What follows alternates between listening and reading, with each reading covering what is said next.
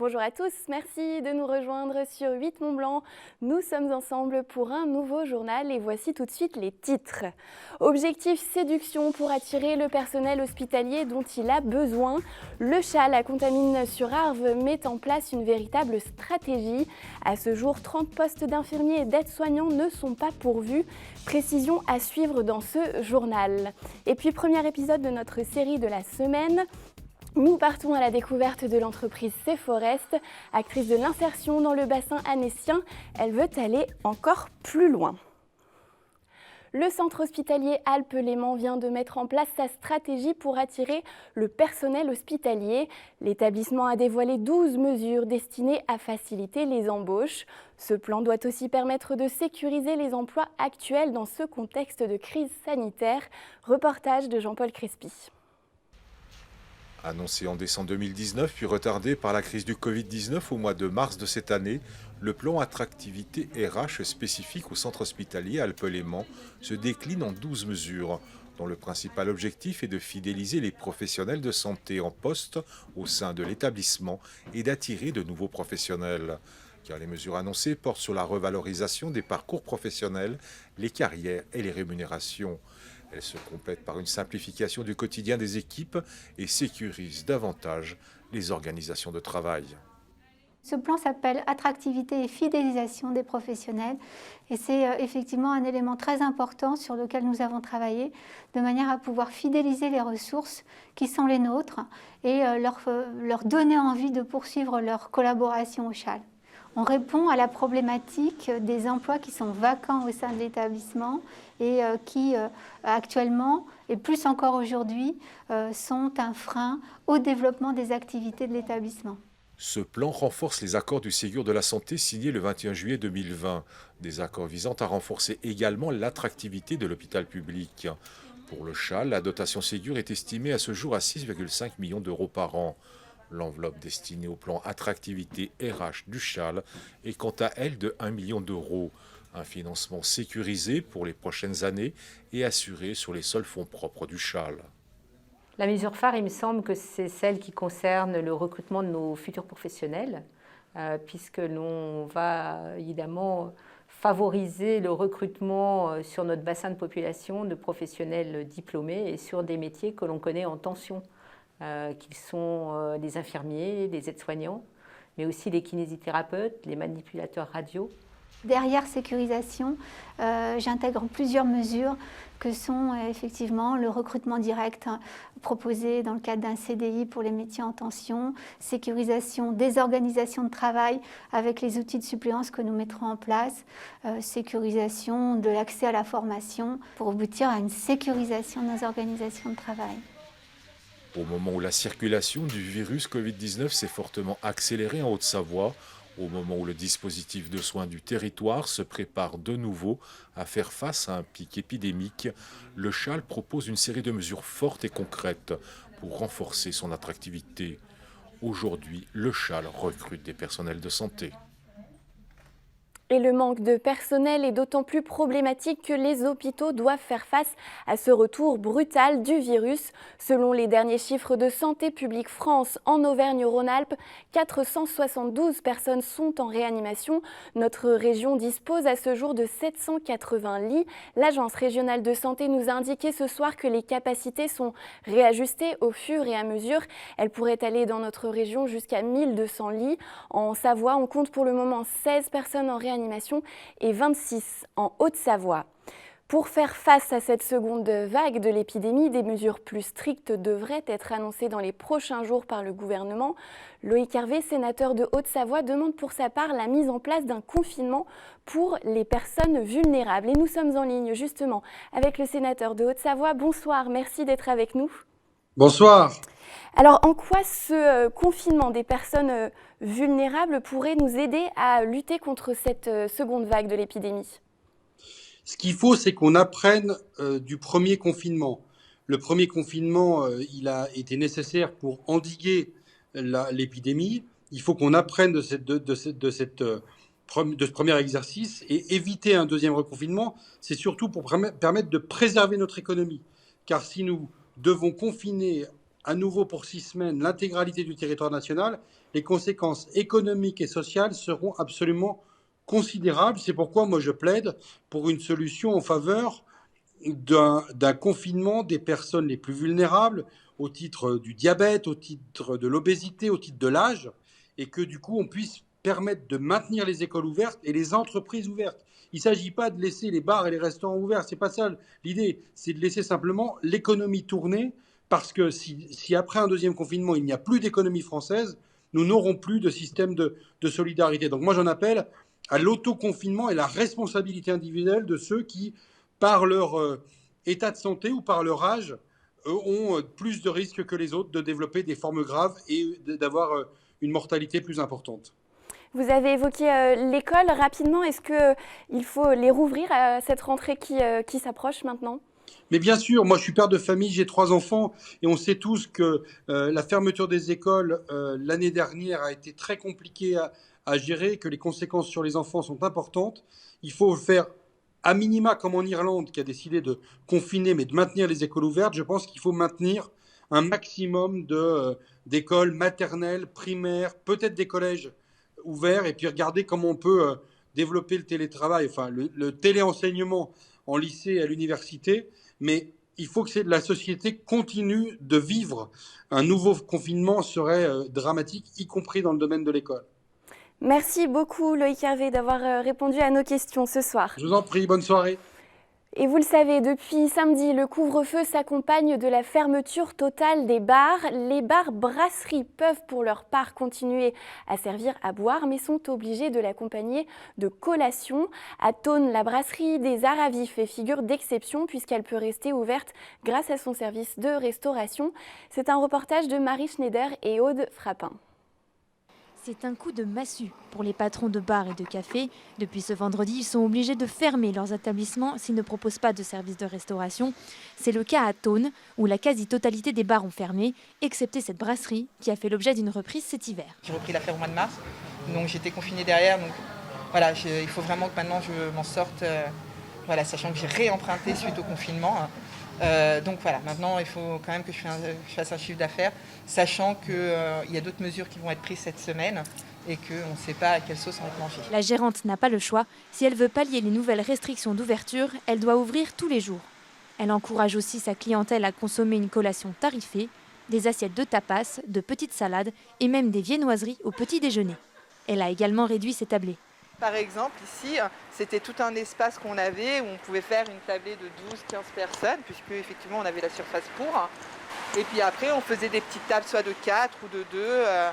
Voilà, mais du coup, c'est vrai que c'est très espacé et on est un petit peu obligé de le faire par rapport à tout ce qui se passe. Donc c'est sûr qu'on a moins de couverts, on peut faire moins de restauration de tables par service.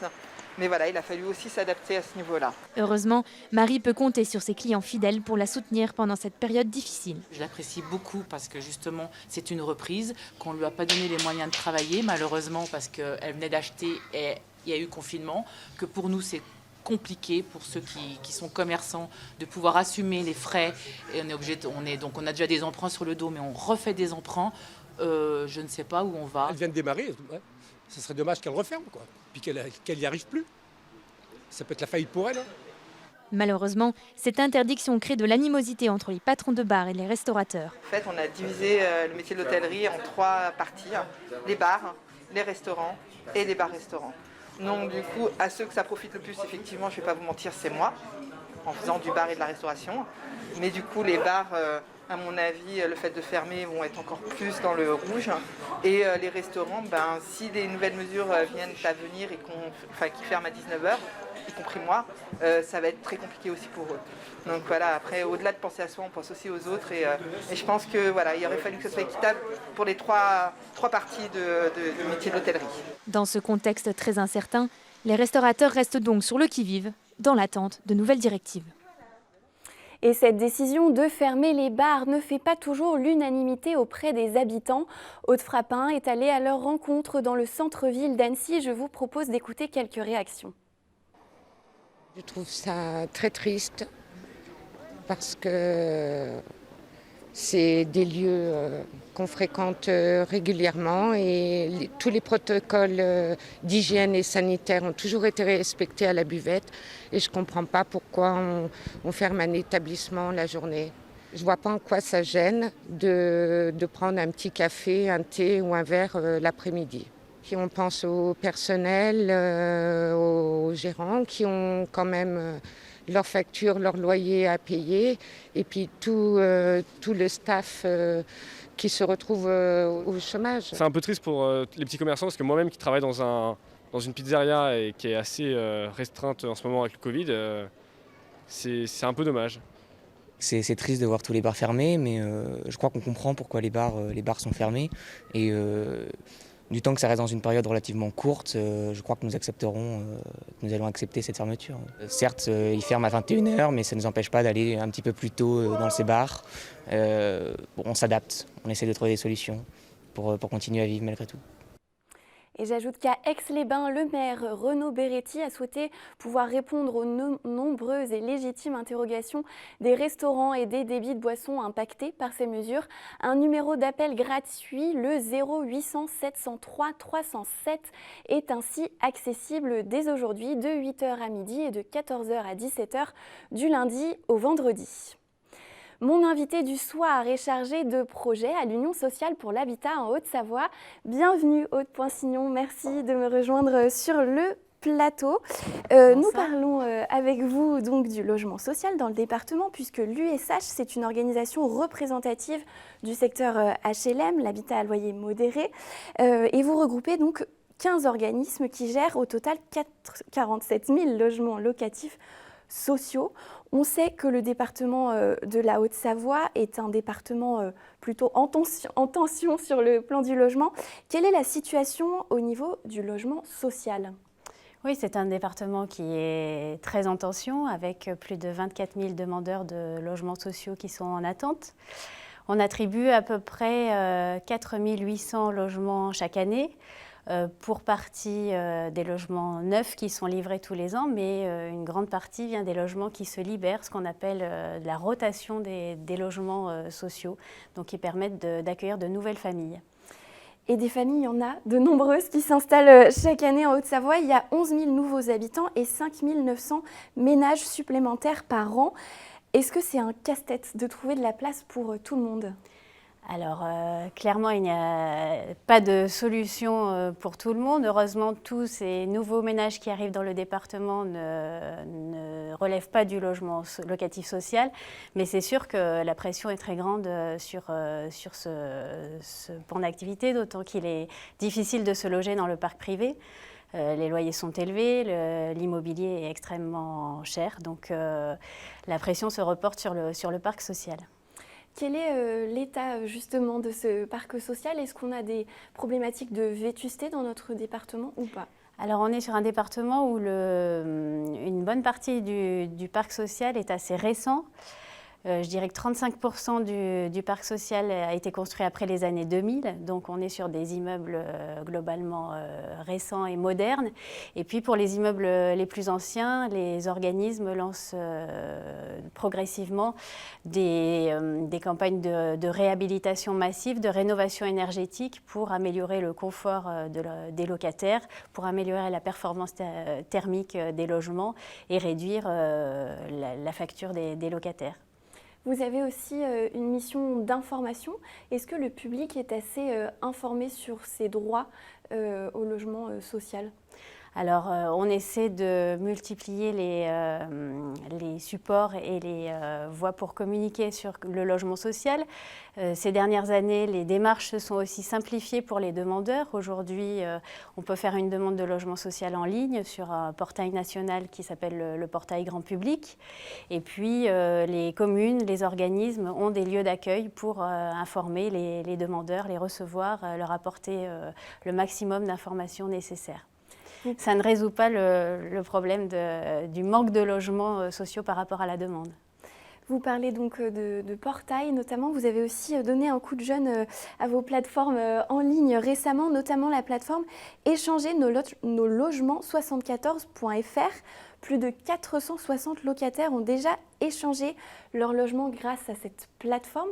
Comment on échange son logement? Alors cette bourse d'échange, c'est un concept qui était assez nouveau. On était les premiers en Haute-Savoie à développer ce type de démarche. Donc c'est un site internet qui s'adresse aux locataires qui sont déjà dans le parc social, qui peuvent aller s'inscrire, déposer une annonce de leur logement, mettre des photos de leur logement et faire une recherche par rapport à leurs souhaits. Donc ça s'adresse à des locataires qui ont besoin de changer de logement parce que leur logement actuel n'est plus adapté, il est devenu trop petit avec une évolution de la situation familiale, ils ont besoin de se rapprocher de leur lieu de travail.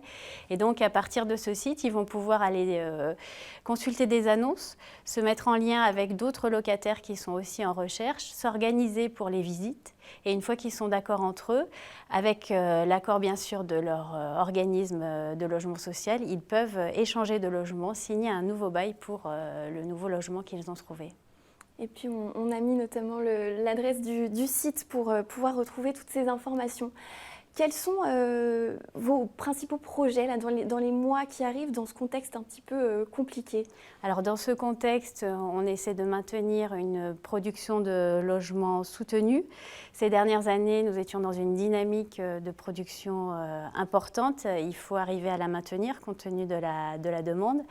Et puis, on est dans un contexte où sont arrivés de nouveaux élus. Donc, nous allons lancer tout un cycle qui leur sera dédié, un cycle de webinaires où nous allons les sensibiliser à la question du logement social, répondre à leurs interrogations, répondre à des thématiques beaucoup plus précises comme les attributions de logements, les solutions qu'on peut proposer en accession sociale à la propriété. Voilà, ce seront des temps dédiés à destination des élus. Plein de questions à aborder avec eux. Merci beaucoup, Aude Poinsignon, d'être venue nous voir sur le plateau de 8 Mont-Blanc. Cette semaine, notre série de la rédaction vous propose de découvrir C-Forest, une entreprise d'insertion depuis bientôt 40 ans dans le bassin annécien. Elle veut aujourd'hui devenir inclusive, autrement dit, elle souhaite répondre aux besoins non satisfaits de la société, que ce soit en termes d'emploi ou d'activité.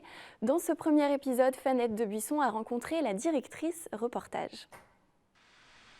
C-Forest, petite entreprise de bûcheronnage créée à Annecy il y a 36 ans, est en pleine mutation. Au fil des années, les activités se sont multipliées. Espaces verts, manutention lourde, gestion des déchets, logistique. La base, l'insertion de femmes et hommes éloignés de l'emploi demeure. 90 personnes y travaillent aujourd'hui, dont une quarantaine en insertion. Il est bien évident qu'on ne peut pas du tout recruter comme une entreprise classique où on prend une personne prête à être employée. Si vous me permettez l'expression, c'est comme ça, il n'y a pas de jugement de valeur. Former des ouvriers paysagistes en Haute-Savoie, alors qu'il y en a extrêmement peu, que tout le monde se les arrache, c'est évidemment aussi notre mission. C'est-à-dire qu'on va mettre sur le marché de l'emploi des personnes qui ont été préalablement formées et professionnalisées chez nous pour être recrutées rapidement chez nos confrères et néanmoins concurrents. Quand l'État nous donne 1 euro, on redistribue plus de 4,50 € dans l'économie. Voilà. Donc, il est bien évident que c'est plus qu'utile, c'est vertueux. CDI, CDD longue durée ou formation, 70% des salariés en insertion réussissent leur sortie. Un succès humain et économique. Le chiffre d'affaires de l'entreprise est en hausse. Il était de 3,7 millions en 2019. Nous devons jouer un rôle très important d'amortisseur de cette crise et de facilitateur, de mettre en adéquation l'offre et la demande d'emploi. Nous souhaitons nous développer sur les emplois aussi de demain et sur les marchés innovants. Si on a une carte à jouer dans cette crise, c'est bien de se positionner par rapport à des nouveaux marchés et d'aller sur de l'innovation, de l'expérimentation. C'est vraiment dans notre ADN d'expérimenter des nouvelles filières déchets, par exemple. Quand on part du constat qu'en Haute-Savoie, la plupart des filières déchets sont exportées du département, on peut s'imaginer, par exemple, que s'il y a une intelligence collective et qu'on est force de proposition, on pourra développer sur le territoire des emplois locaux, non délocalisables, qui vont répondre à des besoins environnementaux, en l'occurrence de déchets, mais pas seulement, pour satisfaire les besoins du territoire. Le développement se poursuit vers de nouvelles activités, vers de nouveaux territoires aussi. Après Annecy, Ceforest devrait renforcer sa présence dans le Genevois au cours des prochains mois. Et demain, nous nous intéresserons à l'activité Espace Vert de l'entreprise qui connaît elle aussi une transformation. C'est la fin de ce journal, merci de l'avoir suivi, merci à toute l'équipe. Juste après la météo, vous retrouvez Panorama. Cette semaine, Fanette Debuisson est au Palais de Justice d'Annecy. Je vous retrouve pour ma part demain avec plaisir pour le JT. D'ici là, prenez bien soin de vous et à très vite sur 8 Mont Blanc.